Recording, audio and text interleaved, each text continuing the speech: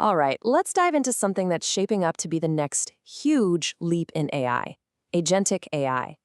This is where AI stops being just a smart encyclopedia and starts being a doer, a real assistant that gets things done all on its own. So, how does that even work? Let's get into it.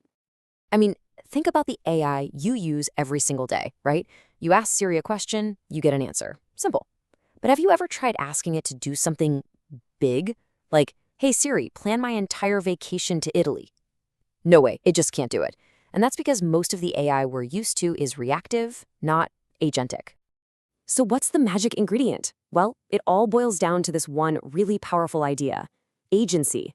This is the big jump from an AI that just reacts to what we say to one that can actually proactively act to get something done. Okay, let's really break this down. On one side, you've got your reactive AI. Think of it like a super smart calculator, or maybe your email spam filter.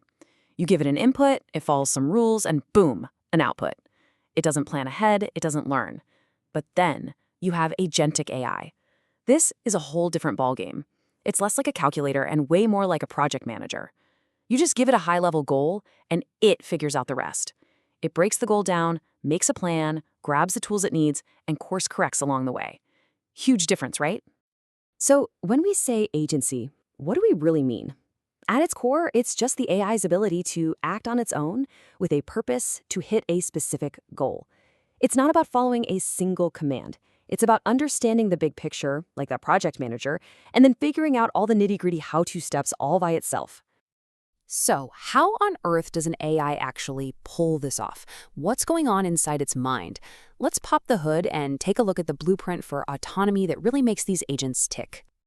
Okay, so an agentic AI is basically running on a constant loop. Think of it this way. First, it perceives its environment. What tools are available? What's the situation right now? Second, it plans a whole sequence of actions to get to its goal. Third, it acts. It executes that next step. And finally, and this is the crucial part, it learns from what just happened. Did it work? Did it fail? It takes that info, updates its strategy, and then starts the whole cycle over again. Perceive, plan, act, learn. That's the rhythm.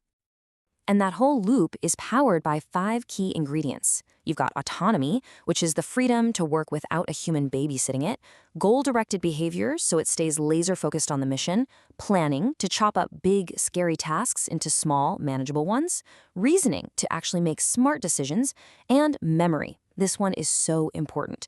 It needs to remember what worked and what didn't, so it doesn't make the same mistake twice. It's how it gets better over time. So with all those pieces in place, you can see how this isn't just some sci-fi theory anymore. We're already seeing early versions of agentic AI out there in the wild. And trust me, the use cases are getting way more ambitious, like by the day. For example, picture an AI agent that handles all of your company's travel. You don't have to say, search for flights on these dates, then find hotels near this address. No, you just say, book my trip to the conference in Lisbon next month. And the agent just does it. It finds the best flights, books a hotel near the venue, registers you for the event, and plops it all right into your calendar. That whole chain of events, that's an agentic workflow in action. And it gets even cooler. The next big frontier here is what's called multi-agent systems, or MAS for short.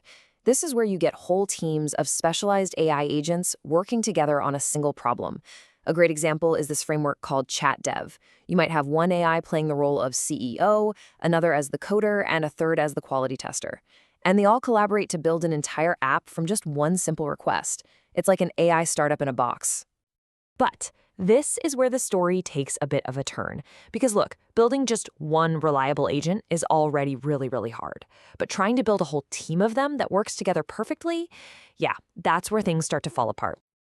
And this is where we get a serious reality check. Some really interesting data from a recent UC Berkeley study shows that even our most advanced multi-agent systems fail a lot.